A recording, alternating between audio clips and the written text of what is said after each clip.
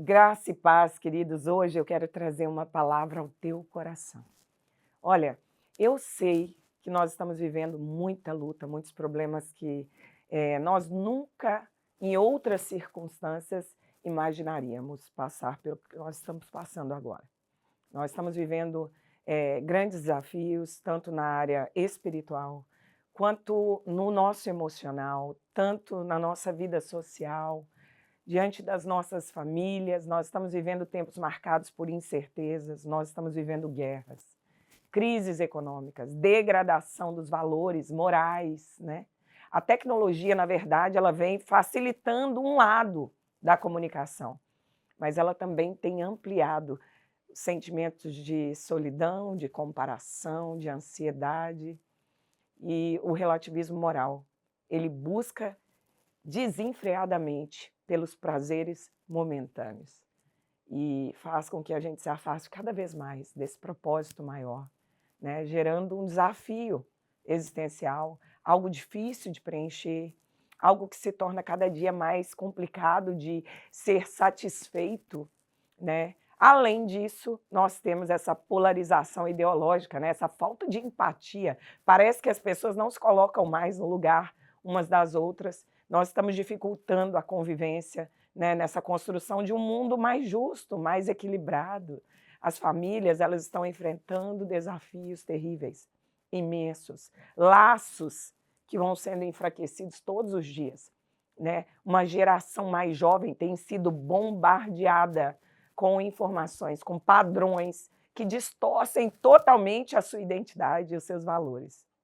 Casos recentes agora já ilustram essa gravidade, a gravidade dessa situação. No Brasil, por exemplo, alguns gestos hoje interpretados como sinais de facções criminosas, eles têm levado a assassinatos brutais. No Mato Grosso, um engenheiro agrônomo foi morto porque ele fez um sinal com a mão durante uma foto que foi entendido como se ele estivesse pertencendo a uma facção rival, a maior facção do Brasil. Além disso, nós temos um levantamento que mostra que a cada 10 homicídios, 6 ficam sem solução. E aumenta ainda mais, né, essa sensação de impunidade, de insegurança.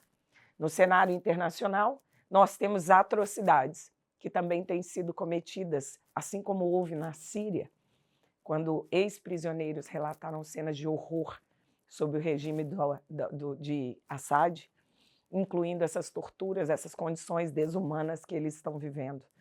Lá na África, Burkina Faso, com ataques, grupos islâmicos armados que resultam na morte de centenas de civis, gente, principalmente crianças.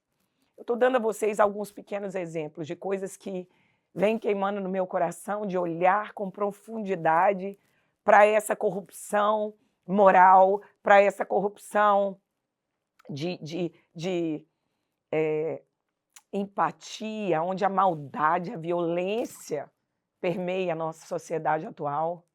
E eu tenho certeza que tanto você quanto aqueles que o cercam provavelmente estão confusos. O que será que o Senhor está fazendo em meio a isso que está acontecendo? É complicado você simplesmente dar uma resposta para tudo e dizer, porque estamos chegando no fim dos tempos. Ultimamente, por onde eu caminho, essa é a maior das perguntas e talvez a maior das afirmações. Todos os dias tem alguém que me afirma que os tempos estão se findando. Mas será que antes essas coisas também já não estavam acontecendo? Guerras, fome, pestes, assassinatos brutais. A verdade é que nós não sabemos exatamente o que está acontecendo. Mas é justamente, contudo, em tempos como agora, que nós somos chamados a ser como João Batista, levantando as nossas vozes, colocando a nossa vida a serviço do reino, para anunciar o arrependimento, a graça transformadora de Deus. Na verdade, por mais caótico que o cenário te pareça, sabemos que onde abundou o pecado, superabundou a graça de Deus, diz em Romanos 5:20. Mas o que eu quero falar com você é sobre essa confusão de sentimentos, sobre pessoas e mais pessoas, líderes religiosos, uma sociedade sendo bombardeada com doenças psicossomáticas, doenças autoimunes, doenças fruto de ansiedade, de depressão, de angústia, de estresse, de insegurança.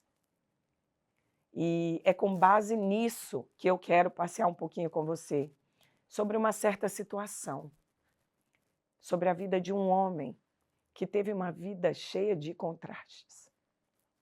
Em João, no capítulo 13, Pedro disse para Jesus que não estava entendendo nada do que ele está fazendo.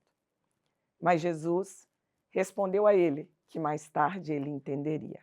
Vamos abrir a palavra? Então vamos ler no capítulo 13 do livro de João, o Evangelho de João, lá no versículo 2 do capítulo 13, diz assim: Jesus e os seus discípulos estavam jantando. O diabo já havia colocado na cabeça de Judas, filho de Simão Iscariotes, a ideia de trair Jesus.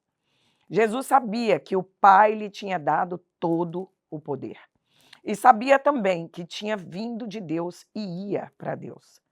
Então ele se levantou, tirou a sua capa, pegou uma toalha e amarrou na cintura. Em seguida, pôs água numa bacia e começou a lavar os pés dos discípulos e a enxugá-los com uma toalha. Quando chegou perto de Simão Pedro, este lhe perguntou: vai lavar os meus pés, Senhor? Jesus lhe respondeu: agora você não entende o que eu estou fazendo. Porém, mais tarde vai entender. O Senhor nunca lavará os meus pés, disse Pedro. Se eu não lavar os seus pés, você não será mais meu discípulo, respondeu Jesus. Então, Senhor, não lave somente os meus pés, lave também as minhas mãos e também minha cabeça, pediu Simão Pedro. Queridos, eu não preciso ir além. O que eu estou falando para vocês aqui é sobre uma figura que eu me identifico muito na Bíblia. Eu me identifico muito com Pedro. Eu me identifico com ele porque eu vejo uma transformação na vida desse homem, de maneira a colocá-lo exatamente no lugar aonde ele precisava estar. Por mais caótico que o cenário parecia, e por mais dúvidas que Pedro tinha, Pedro era facilmente convencido com um toque do Senhor. A minha oração é que hoje essa palavra, com apenas um toque, te posicione diferente, te coloque de maneira a entender exatamente o que significa um toque do Senhor. O que significa a sua vida para Deus. Porque, literalmente, nós estamos falando de alguém que não entendia o que estava acontecendo. E ele não entendia só no momento onde Jesus começou a lavar os pés de todos os discípulos, inclusive o dele.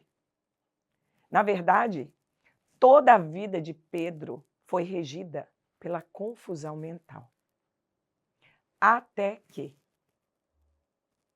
Ou seja, toda a vida de Pedro foi regida por uma confusão mental. Até que Cristo vivesse em Pedro. Ou seja, até que Pedro morresse para ele mesmo e Cristo passasse a habitar dentro dele, as confusões mentais aconteciam em sua mente. Deixa eu te dizer, um pouquinho antes da festa da Páscoa, Jesus havia chegado num tempo onde ele deixaria o mundo e ele iria de encontro ao Pai. Então, ele, tendo amado os seus que estavam no mundo, amou-os até o fim.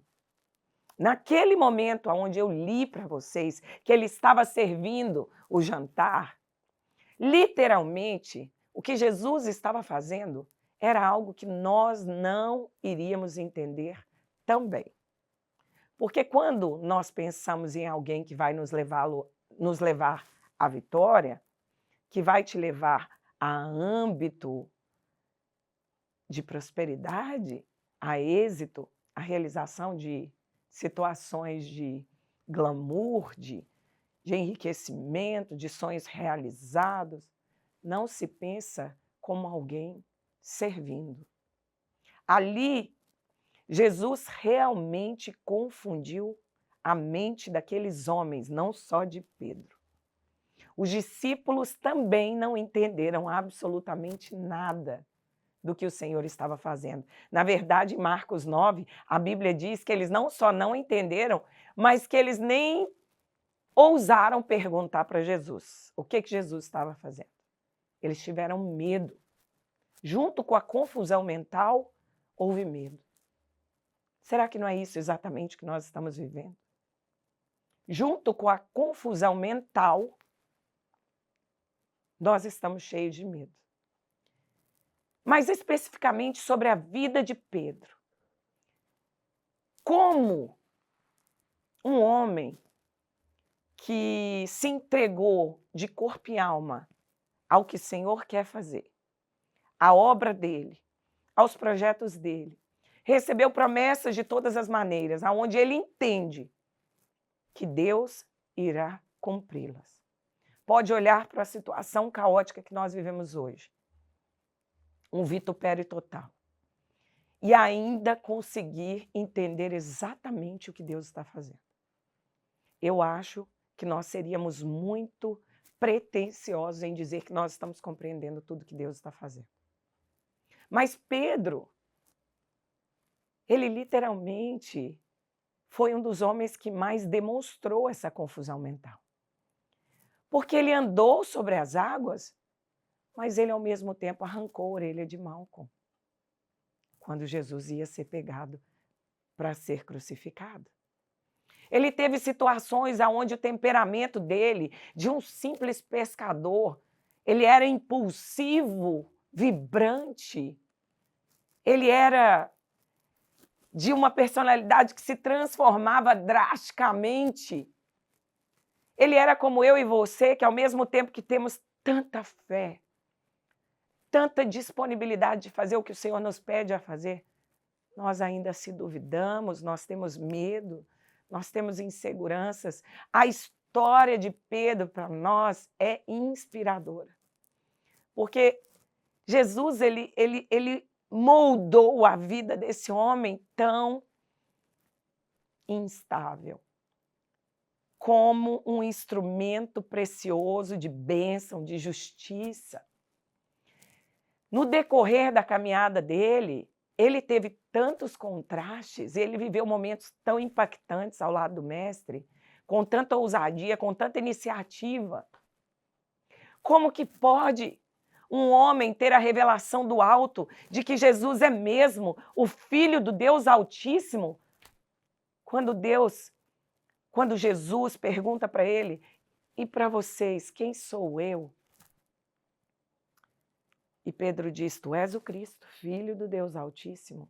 Bem falastes, Pedro, porque do alto te foi revelado.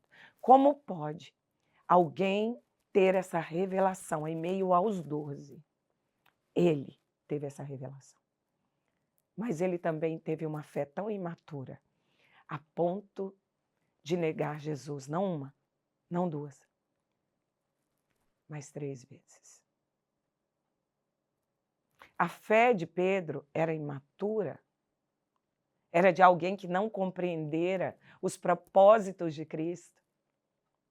A fé dele era falha, era inconstante. O nome original de Pedro significava como algo tão impulsivo, inconstante. Provavelmente ele virou uma chacota em meio àqueles discípulos, porque ele se destacava pelas suas perguntas sem sentido, ele de repente tinha aquela coragem que os outros não tinham de colocar para fora suas dúvidas em forma de perguntas. E sim, ele experimentou coisas que os outros não experimentaram, mas ao mesmo tempo que andou sobre as águas, quando ele viu Jesus, ele estava junto de Tiago e João, quando ele viu Jesus no Monte da Transfiguração, ele teve a ousadia de dizer: Senhor, deixe-me fazer tendas para o Senhor, para Elias, para todos nós, uma para cada um. E aí veio o Senhor Deus, em forma de nuvem, cercou aqueles homens e disse: olha, esse é o meu filho amado. Não compare ele com os profetas. Ele é o meu filho amado, em quem eu me comprazo. E aí o irmão do apóstolo André, Pedro, Simão Pedro, esse pescador, que foi um grande discípulo de Jesus, teve que se calar novamente. Na verdade, ele foi um homem contrastante, viveu de altos e baixos, foi chamado por Cristo, mas ainda durante toda uma caminhada com Jesus, ele era perseguido pela dúvida. Quem sabe eu, quem sabe você, ainda após a nossa confissão de fé, como Pedro em Mateus 16 fez, dizendo: tu és o Cristo, Filho de Deus vivo.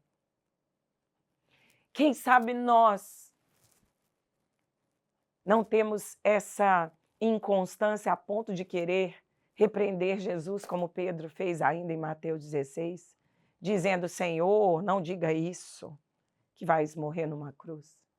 Quem sabe nós temos nos maravilhado com a visão gloriosa de Moisés, Elias e Jesus ali sendo transfigurado, mas ainda assim ficamos sugerindo construir tendas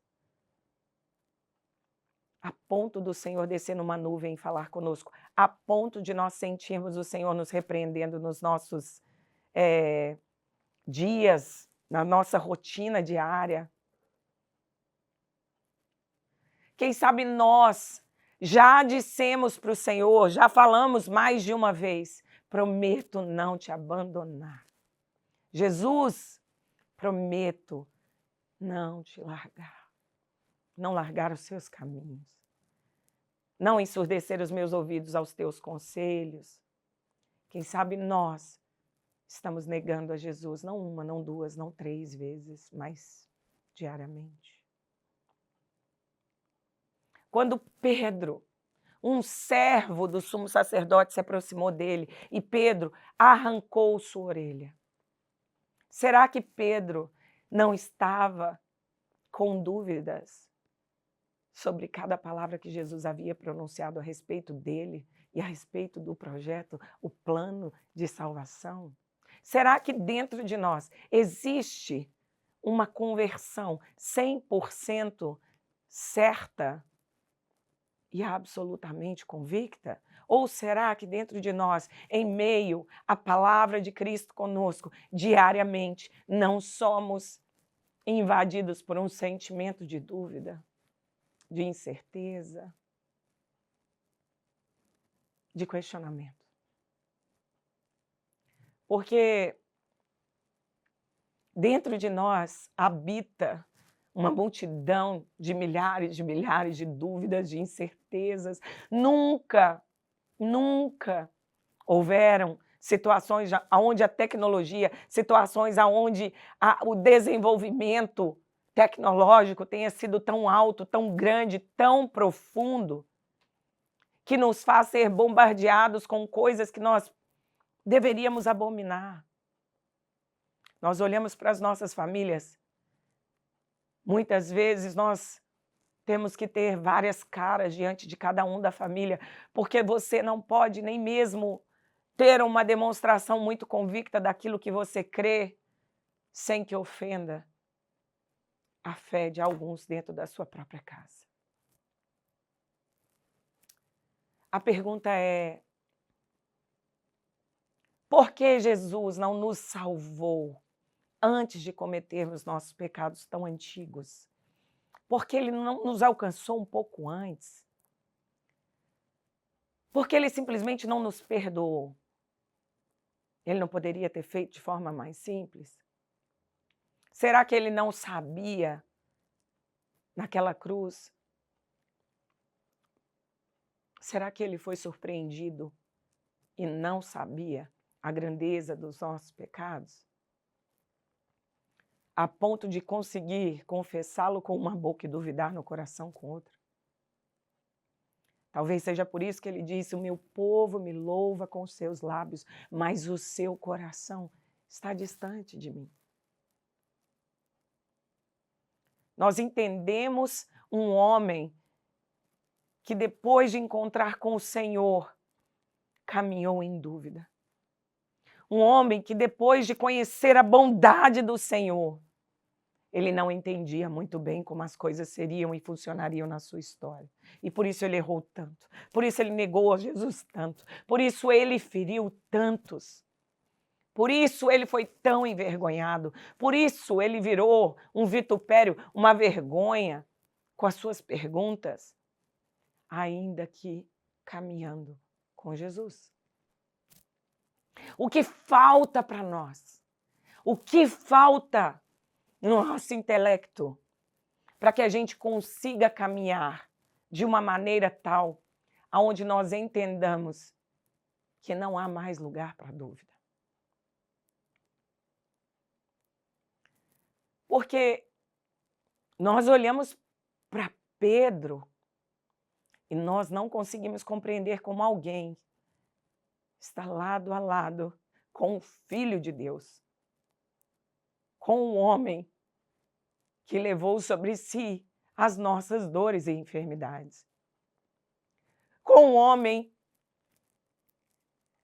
que criou junto do Pai todas as coisas e que tem todo o poder sobre demônios, principados e potestades, com um homem que caminhava sobre as águas, com um homem que curava os enfermos, com um homem que criou o Verbo. Como ele poderia caminhar com o Senhor e ainda ter dúvidas?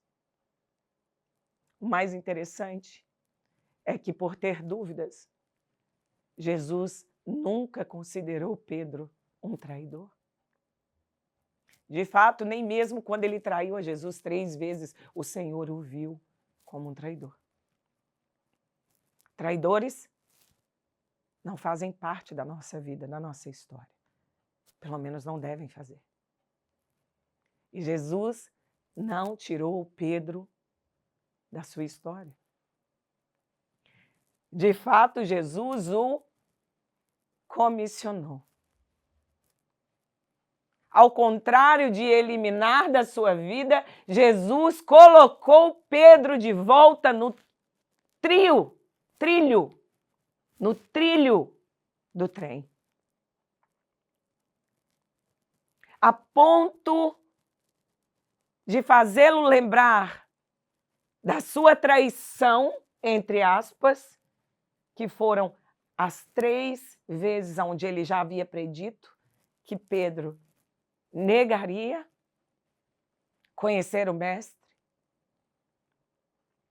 e ainda assim o recrutar. De fato, colocou-o até como o homem que lideraria os apóstolos e foi tido como porta-voz do Evangelho. Os 4 evangelhos falam dessa forma, a ponto da Igreja Católica ter Pedro como o primeiro Papa. O que mudou na vida de Pedro para que a dúvida saísse? É possível eu caminhar com o Senhor nesse nível de profundidade? Porque a Bíblia nos fala de um homem que pregou e no dia do Pentecostes converteu milhares de pessoas. A Bíblia diz que ele curou pessoas. Pedro realizou muitos milagres de cura em nome de Jesus. As pessoas traziam enfermos para as ruas na esperança de que a sombra, meu Deus, a sombra desse homem tocasse e os curasse. Enquanto Pedro passava, muitos eram curados dessa maneira. Ele fez 3 viagens missionárias para pregar o evangelho. Ele ressuscitou em nome de Jesus. Ele ressuscitou Tábita, Dorcas. Ele libertou pessoas de endemoniamento.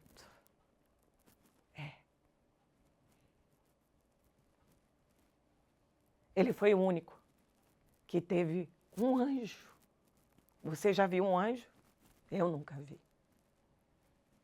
Pelo menos não aqui de maneira física, material.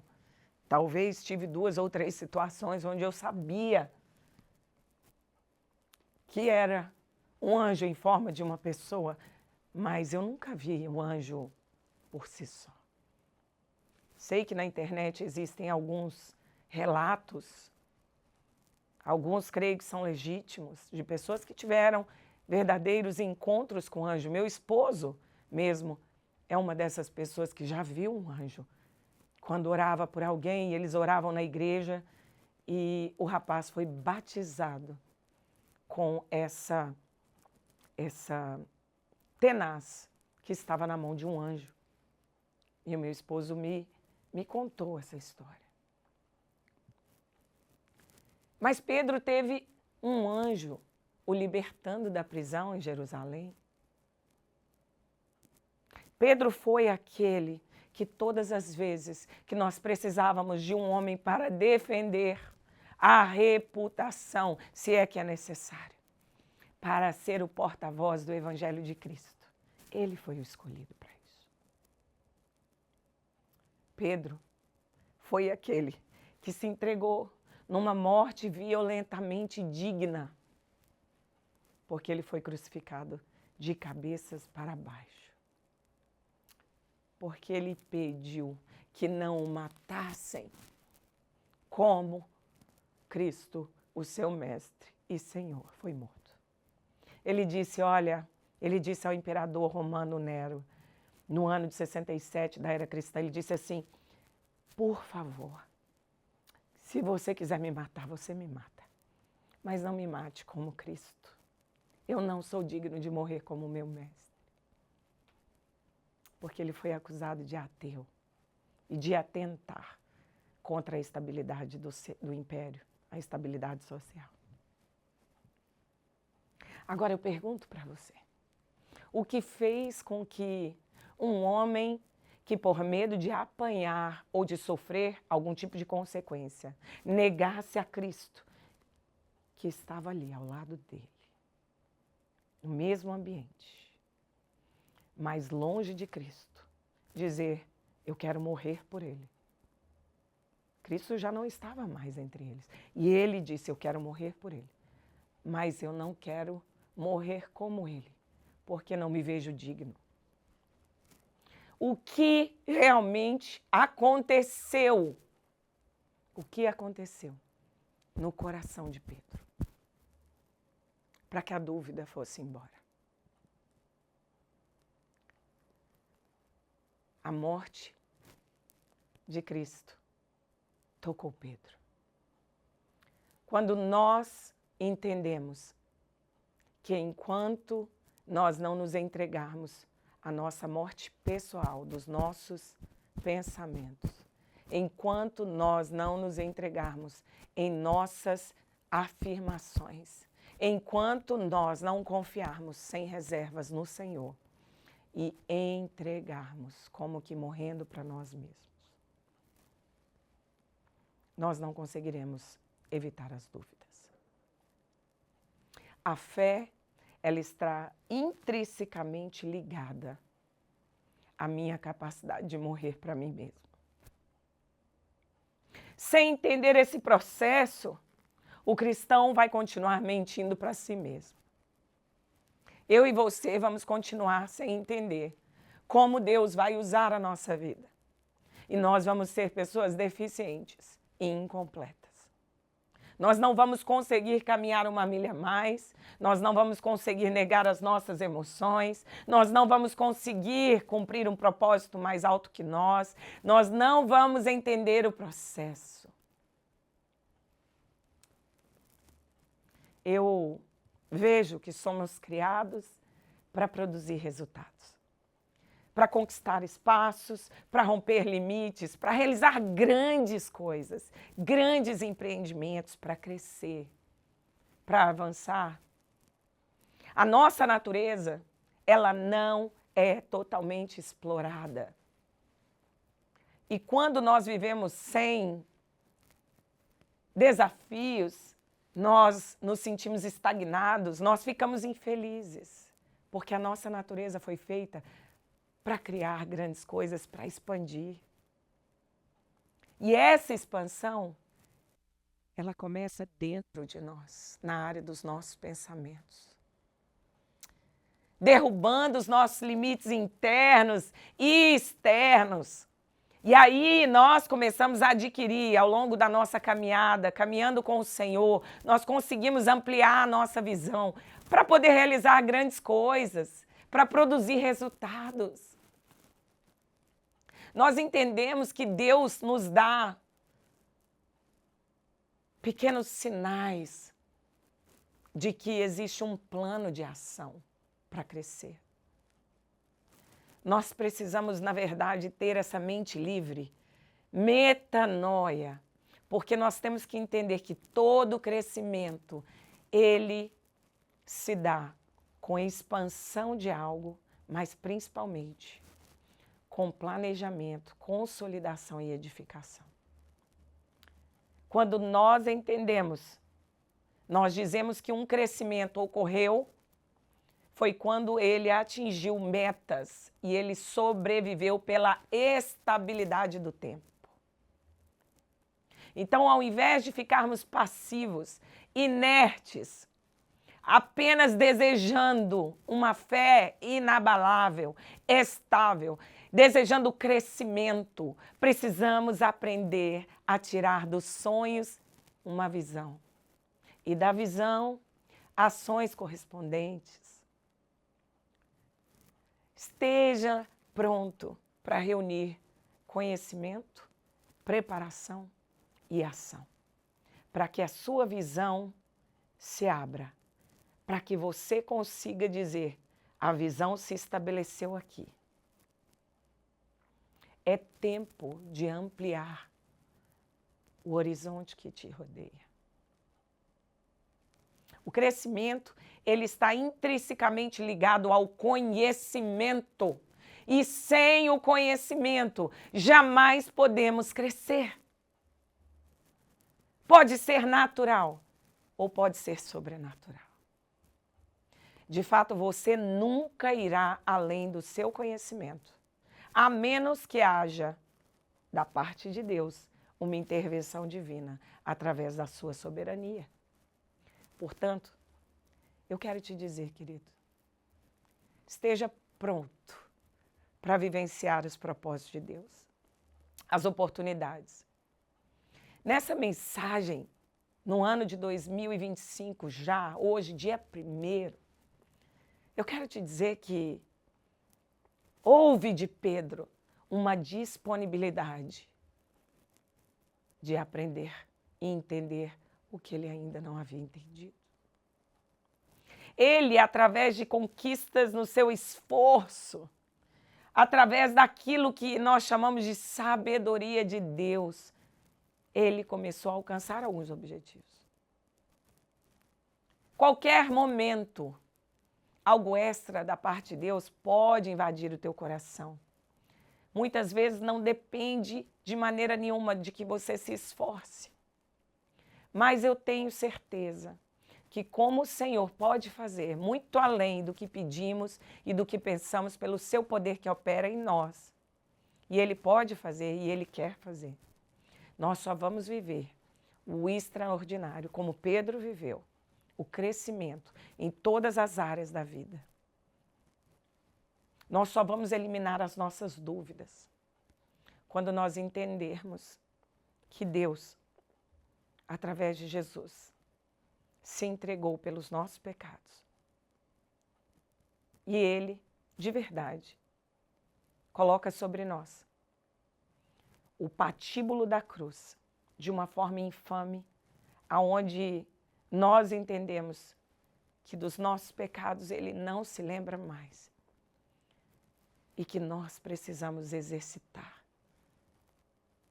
a nossa fé. Aí eu falo para você, meu Deus, o que você está querendo dizer? Eu quero te perguntar, de repente você está entendendo, então é para ler mais a Bíblia, é para dedicar mais, é para caminhar de uma maneira diferente. Nos tempos de hoje, sim. Mas naquele tempo Pedro não tinha a Bíblia. Pedro não tinha o controle de nada. Ele não se contaminou com as práticas do mundo, porque ele começou a ver as coisas diferentes.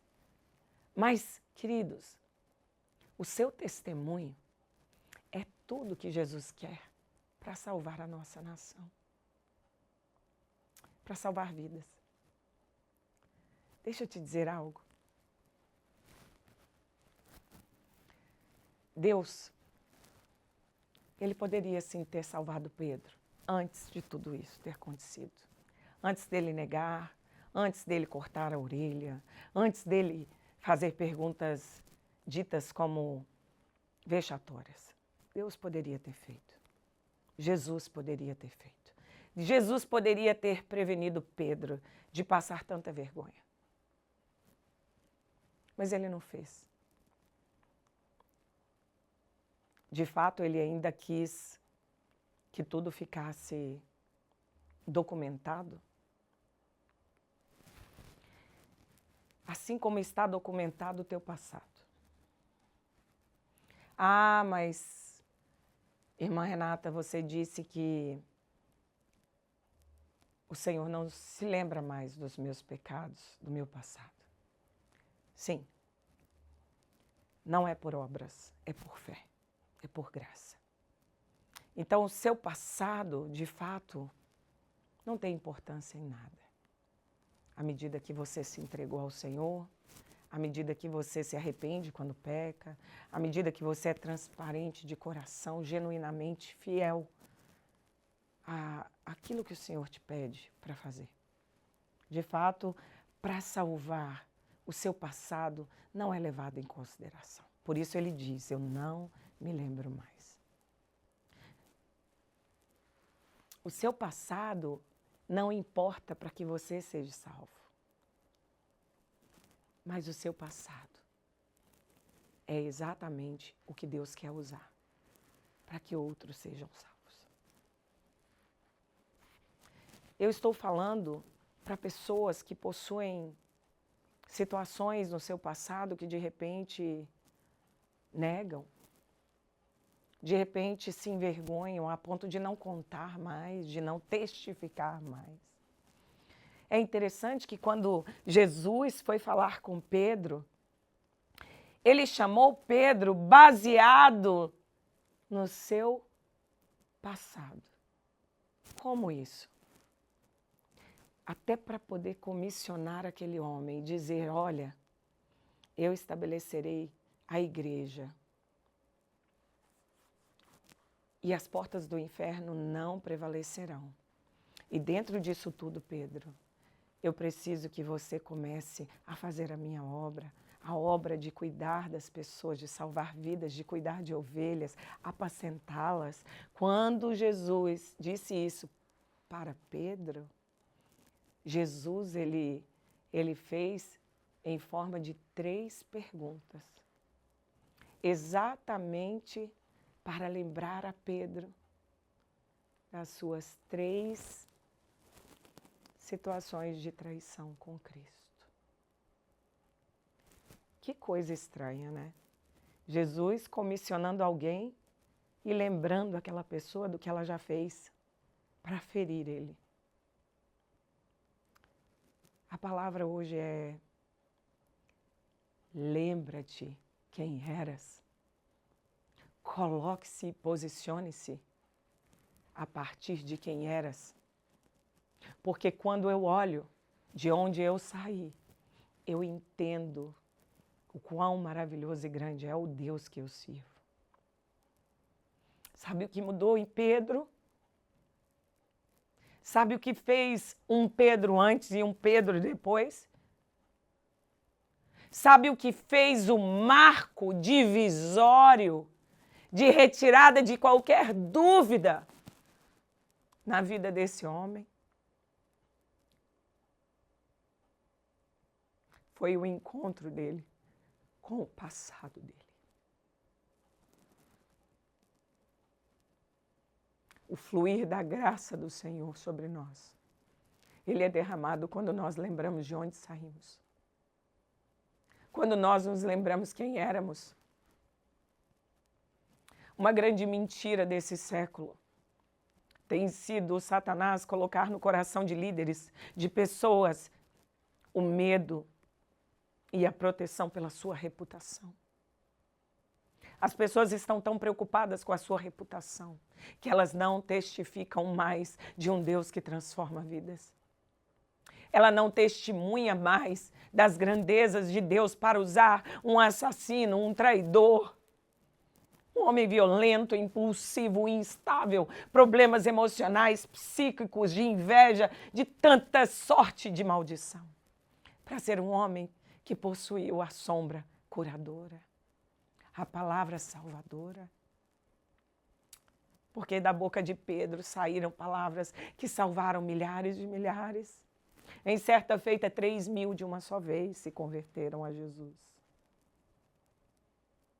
Jesus fez com que Pedro olhasse para aquela situação aonde ele chamou: Pedro, tu me amas. Eu te amo, Senhor. Apacenta as minhas ovelhas. Pedro, tu me amas? Apacenta as minhas ovelhas. Queridos, quando nós olhamos para a nossa sociedade hoje, nós estamos lidando com um público diferente. Pessoas que não se sentem dignas nem mesmo de entrar dentro de um lugar chamado igreja. Pessoas que você olha nas ruas e elas olham para nós como se fôssemos mais, como se fôssemos superiores a elas. Uma condenação pessoal, uma indignação. É como se elas estivessem indignas e, ao mesmo tempo, indignadas. Porque elas não conseguem entender como a realidade pecaminosa delas pode se encaixar a uma realidade salvadora. Elas não conseguem entender como um Deus que nos ama e que morreu naquela cruz por nós, através de entrega de um Filho único, como Jesus. Elas não conseguem compreender como esse amor se aplica à vida delas dentro de tanta podridão onde elas se encontram. As pessoas hoje caminham pelas ruas clamando por salvação. As pessoas clamam por uma palavra de esperança. E a palavra de esperança só vem quando você pode contemplar o pior de alguém e o melhor dessa pessoa.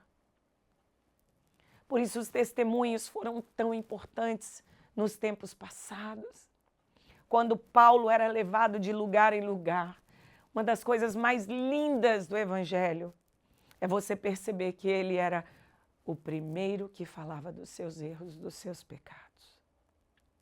Paulo dizia: eu era um assassino que tinha por nome Saulo. Eu era um homem que matava os fiéis cristãos e seguidores desse chamado Cristo. Até que, no caminho a Damasco, me encontrei com ele. A coisa mais linda é quando nós retiramos da mão de Satanás essa nota promissória de débito que existe sobre mim e você. É quando eu não preciso que me apontem os meus erros, mas eu me coloco como o mais devedor de todos, diante de um Deus que não me vê de maneira perfeita, que sabe dos meus erros e que me aceitou da mesma forma. Uma das coisas que o movimento neopentecostal muitas vezes faz por causa da religiosidade é fazer com que testemunhos não sejam colocados mais dentro da igreja. Porque dizem que os testemunhos provocam inveja alheia. Pode ser que sim. Acredito também que sim. Mas a inveja não tem mais poder do que o Senhor. Haverão sempre aqueles que vão olhar para a sua vida e dizer: poxa, essa pessoa era tão suja, tão errada, tão indigna, tão traidora, tão aquém. E olha o que Jesus fez na vida dela. Eu sinto, queridos, que é preciso nós abrirmos, rasgarmos o nosso coração e não mais só as nossas vestes. Temos rituais demais, temos shows demais, temos palavras muito lindas, muito ritualísticas. Temos tido tudo muito bem organizado. Mas não temos abrido a boca para contar o quanto pecadores éramos. Não temos tido honestidade com a palavra. Porque quando o Senhor comissionou o seu povo, Ele disse: e vós me sereis testemunhas. Em Judeia, em Samaria, até os confins da terra. Eu acredito, queridos, que sim, nós estamos lidando com uma sociedade bem diferente. Como na minha vida, eu vivi a homossexualidade. Eu vivi situações precárias na área moral. Eu vivi situações de violência sexual. Eu vivi coisas que duraram-me anos para abrir a boca e falar. E o quanto eu tenho contemplado vidas serem transformadas através desse testemunho, que aos olhos de muitos não era necessário falar. Era vexatório. Mas eu paro para pensar e questionar quantos líderes e quantas pessoas passaram por isso, ou coisas ainda piores em termos de perversão, e estão escondendo seus passados porque têm medo de que a sua reputação seja jogada na lama. Quando o Senhor mesmo diz que nós e a nossa justiça é trapo de imundície. Nós não somos dignos, queridos. Ponto. Nada vai mudar essa realidade. Não há pecado maior do que viver uma vida de aparências. Pedro, ele entendia, mas ele não compreendia. Talvez você entende o Evangelho, mas ainda não compreendeu 100% daquilo que Deus quer para a sua história. Pedro vivia uma vida, eu sei que eu estou seguindo, eu sei que eu estou fazendo certo, eu sei que Ele é o Senhor, porque algo dentro de mim diz que Ele é o Senhor. Então, você aceitou o Senhor, você até se batizou nas águas, você vem caminhado num caminho de cada dia estar aprendendo mais com o Senhor. Você vai aos cultos, você exerce a sua... Você exerce a sua forma de agir com as pessoas, negando a si mesmo, perdoando, tentando seguir os mandamentos do Senhor. Mas será que você lançou mão de todas as máscaras? Será que você colocou todas as cartas na mesa, como dizem por aí? Será que você se olhou no espelho do Senhor e entendeu que o seu testemunho, que vós sois testemunhas, em Samaria e Judeia, até os confins da terra, que vós sois as testemunhas. O que fez Pedro sair dessa vida morna, dessa vida de dúvida, aonde eu caminho pelas águas, mas eu também me afogo.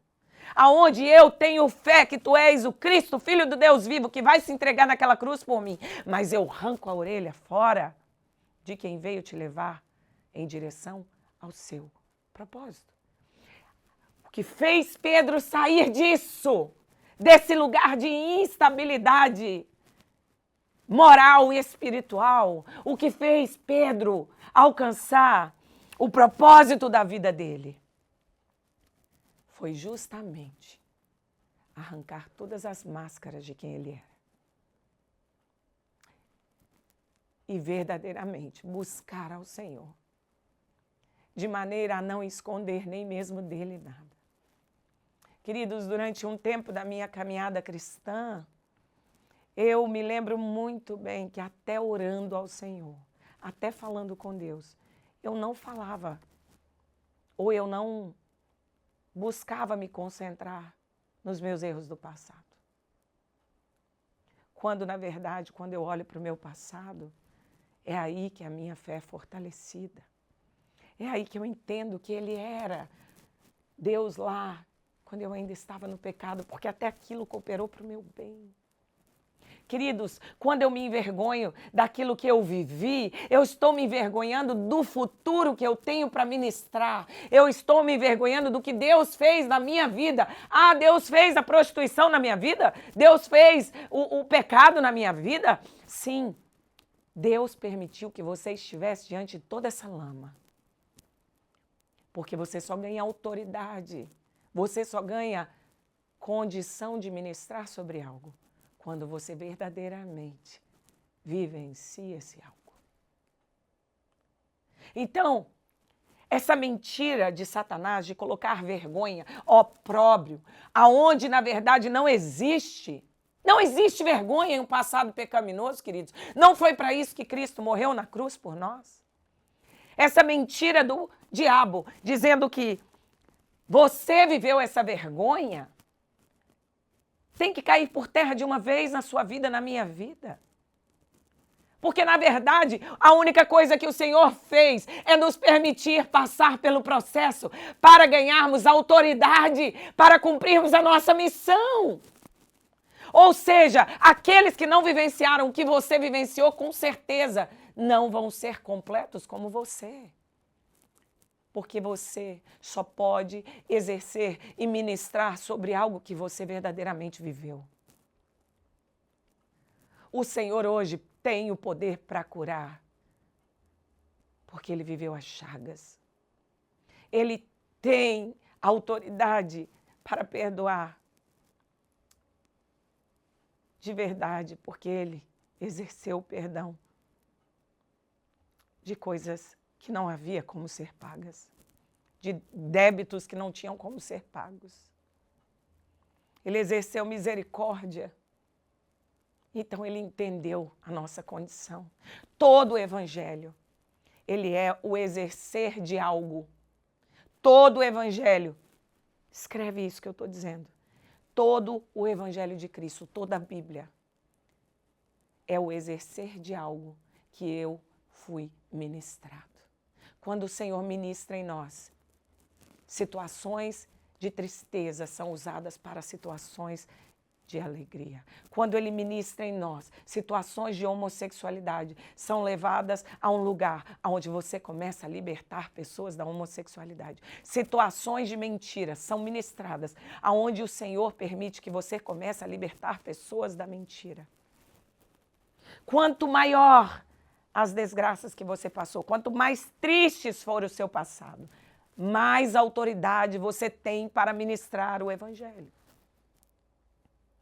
E é por isso que é tão difícil, muitas vezes, eu chegar até os grupos que são feitos LGBTQIA+, porque eles entendem, lá no fundo deles, que todas as feridas que eles passaram foram para que hoje eles vivessem um momento de rebeldia sem ter culpa.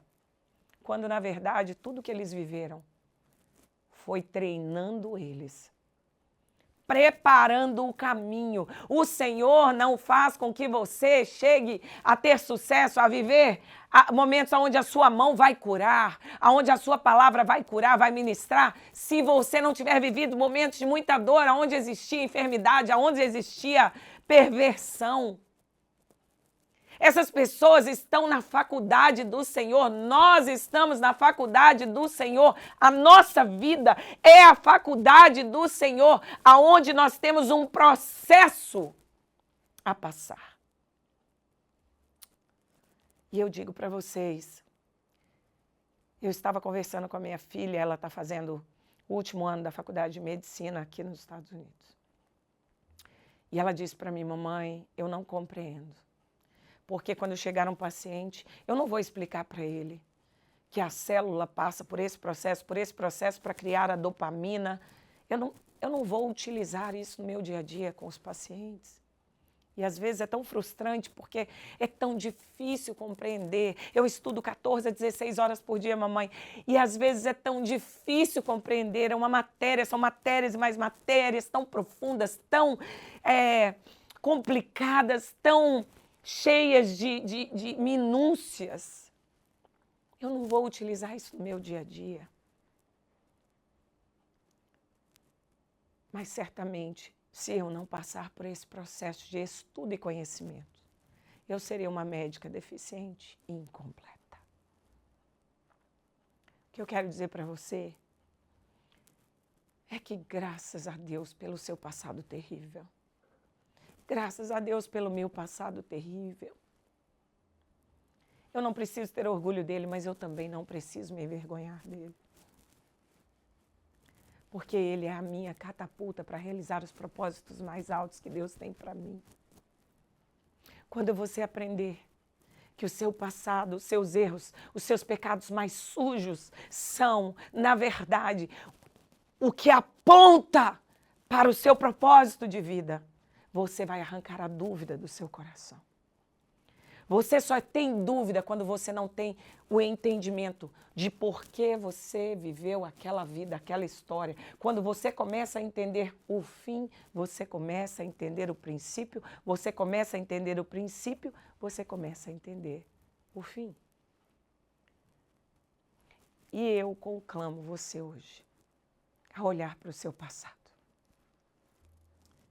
Aonde você foi mais tentado, aonde você foi mais ferido, aonde você teve mais dificuldade, aonde os desafios foram mais intensos, aonde você olha para você mesmo e de verdade, em todos os aspectos, você não compreende se Deus tem propósito para você, porque tudo que você viveu pareceu errado.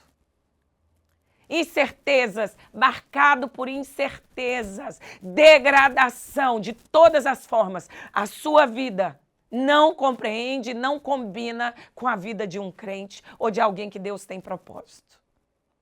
Moralmente, você não tem capacidade. Queridos, é justamente o teu passado, as suas dificuldades e as suas piores lutas são aquelas que te apontam, te facilitam de comunicação ao Senhor. Pare de olhar para as coisas como se elas fossem muito difíceis. Para um tempo difícil como agora, existe um guerreiro que Deus colocou, totalmente pronto. Você está totalmente equipado. Eu disse de crescimento, eu disse de progresso, que depende de conhecimento. Conhecimento de quê? Conhecimento do que Deus está fazendo na sua história, além de tudo. Primeiro de tudo, não adianta você sentar numa sala de faculdade e começar a aprender da palavra, ler a palavra, comer a palavra, e você não olhar para si mesmo e começar a relativizar quem é você diante dela, o que você fazia, aonde você estava, qual desenfreado prazer momentâneo você cometia, para você entender o seu propósito maior, para você gerar um senso de existência em Deus, e assim ser estabelecido na sua identidade. Se você for estabelecido na sua identidade, queridos, ninguém mais vai conseguir te desafiar tão imensamente que te vai fazer fraquejar diante do Senhor. Você nunca mais vai se desviar dele. Não há como se desviar quando se tem uma identidade forjada e descoberta. E não há como descobrir a sua identidade se você não olhar para trás e começar a compreender aonde estavam as suas lutas. Eu estou falando para pessoas que talvez desde a infância não conseguiram ainda entender por que nasceram. Pessoas que são bombardeadas de informações, de coisas dizendo, você é uma menina, você é um menino, dizendo coisas diferentes daquilo que Deus criou para ser, distorcendo totalmente a identidade, os valores. Por quê, queridos? Porque o diabo tem medo de você descobrir quem você é. Sim. Parece papo de neopentecostal, né?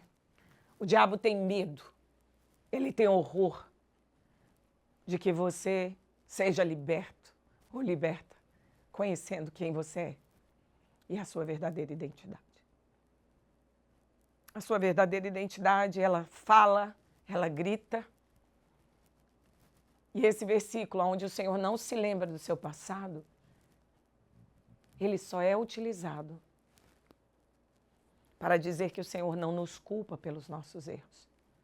Na verdade, o que o Senhor está dizendo é, eu não me lembro da sua culpa em relação a esses erros que você cometeu. Mas absolutamente, o Senhor ratifica a palavra onde ele diz, nós somos testemunhas dele, da existência dele, da transformação profunda que ele pode fazer permeando o nosso coração. Nós somos aqueles que ele vai usar justamente em tempos como agora. Será que você não consegue ver que todos os homens de Deus que nós conhecemos só realmente entenderam quem eram depois de terem cometido coisas horríveis? Paulo só entendeu quem era depois de já ter matado muitos. Amém? Sansão só entendeu quem verdadeiramente era depois de ter pecado tanto e desprezado o fato de ser um nazireu de Deus. Nós só conseguimos ouvir a voz de Deus no deserto desse mundo quando nós entendemos que nós somos anunciadores de graça, de arrependimento e testemunho. A ação da graça transformadora de Deus precisa ser estampada na sua vida, na minha vida, onde as pessoas olham e vejam, porque as pessoas seguiram Cristo incessantemente, elas não fugiam. Elas, pelo menos, em toda a Bíblia, o Senhor, ele é tido como aquele onde as pessoas iam se reunindo, multidão o acompanhava. Por quê? Porque viam testemunhos de cura. É assim que as pessoas irão para Jesus. É assim que o Senhor quer usar o teu... Como descobrir? Quantas pessoas me perguntam como descobrir o meu ministério? Como descobrir a minha vida, quem eu sou, qual o meu chamado, qual a direção que eu vou, aonde eu vou? Será que eu sou um amaldiçoado pelas maldições hereditárias? Querido, se você sofreu muito na sua vida, desde criança, desde o ventre, como foi no meu caso, que tive que ser como num parto de fórceps a ferro, eu fui retirada da minha mãe. Se você sofreu muito, se você viveu muitos momentos de escolhas erradas, se você fez muitas coisas que envergonham para esse mundo, saiba, elas não envergonham a Deus. Ele sabia o que ele estava comprando com o sangue dele naquela cruz, quando ele comprou a sua vida.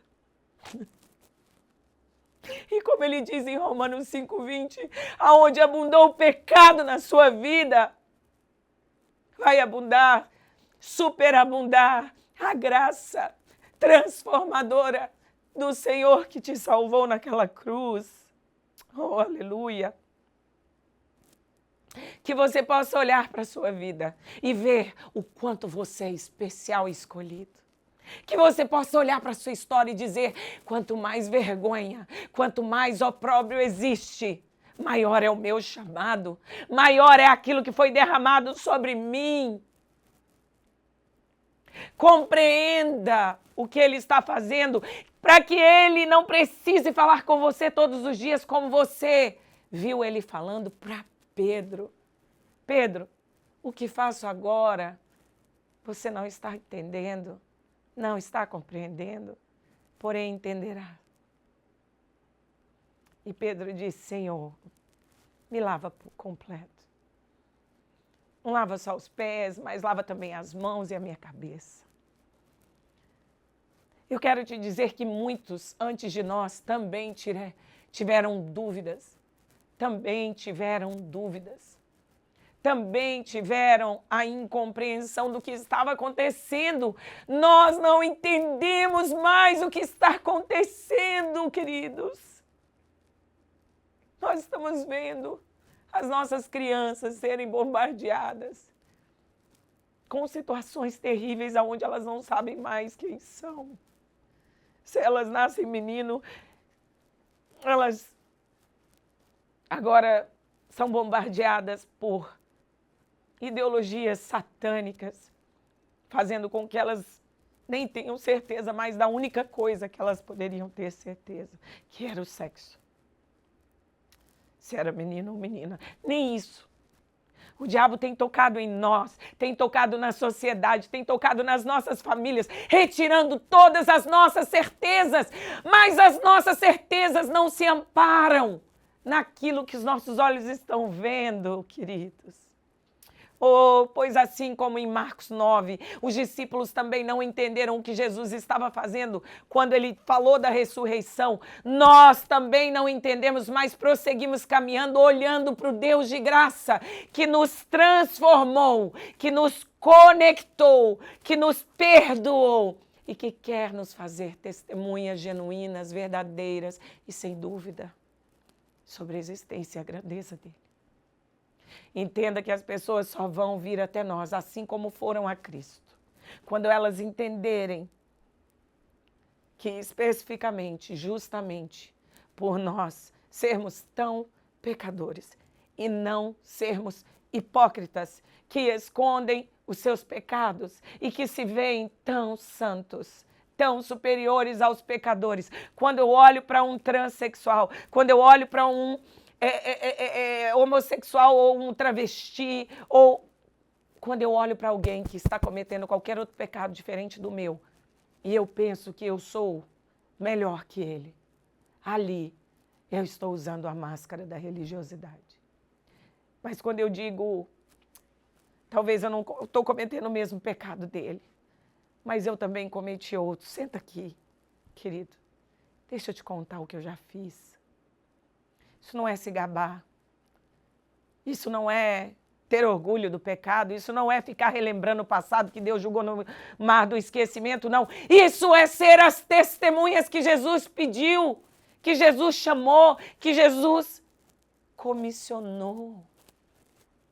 Não tenha medo, queridos. Não tenha receio, não tenha proteção à sua reputação. Quem te cuida é o Senhor, quem é o seu advogado é o Senhor, quem te protege no seu chamado por Jesus é Ele, é Deus. Ele vai outorgar tudo. Você pode ser como Pedro, um simples pescador, alguém temperamento impulsivo, alguém que diretamente vibra com o pecado, mas a partir do momento que você entrega a sua vida ao Senhor e você olha para o seu passado, você começa a entender que você está diretamente conectado àquilo que te impulsiona, é aquilo que te colocaram como vergonha, é justamente aquilo que vai te apontar o caminho. Você começa a mudar drasticamente a sua vida. E é como a história de Pedro, um testemunho inspirador. As maiores e os melhores sermões, os homens mais usados por Deus, caíram em grandes pecados, fizeram grandes coisas contra a santidade do Senhor. mas 100% das vezes que eles não esconderam o seu pecado, como Davi, 100% desses homens, 100% foram restaurados, perdoados e salvos. E não é para isso que nós vivemos? Não é para sermos instrumentos preciosos de salvação nessa terra, nesse decorrer da nossa caminhada com o Senhor? Eu te convido hoje a dobrar os seus joelhos aonde você estiver. E ainda em meio à dúvida, como eu li ali, sobre a dúvida de Pedro.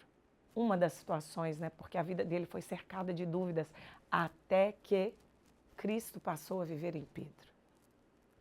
Eu te convido a colocar diante do Senhor o seu passado e lembrar de coisas que talvez você já se esqueceu que fez, de maneira talvez proposital ou mesmo até no seu subconsciente, de maneira voluntária.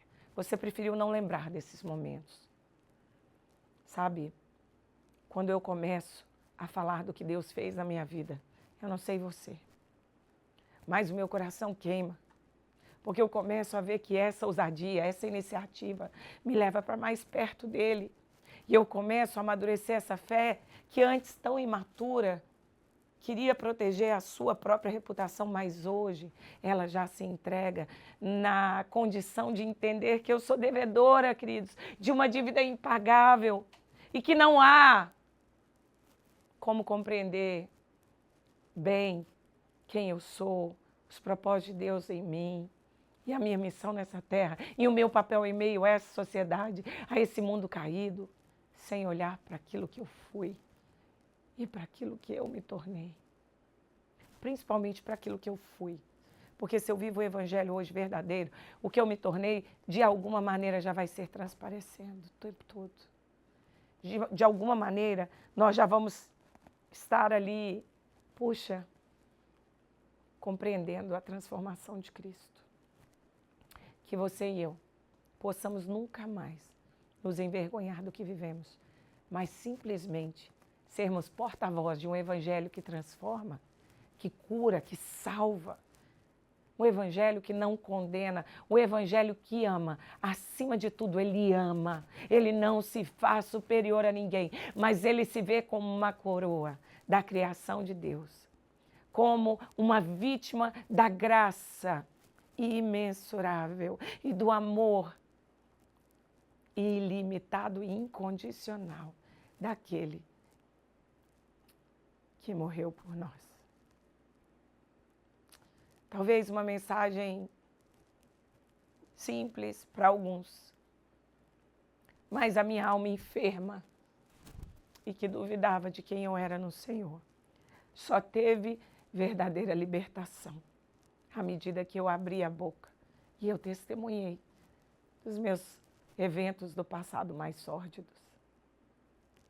Que durante a sua vida cotidiana você possa estar buscando do Senhor uma revelação para que você seja completa nele, para que as dúvidas saiam, para que a instabilidade da fé suma e para que você possa realizar esses grandes empreendimentos, essas coisas lindas que Deus separou para a sua vida, para que você possa ampliar a sua visão e ver os seus sonhos, o seu sonho de propósito de vida, que é a única coisa que de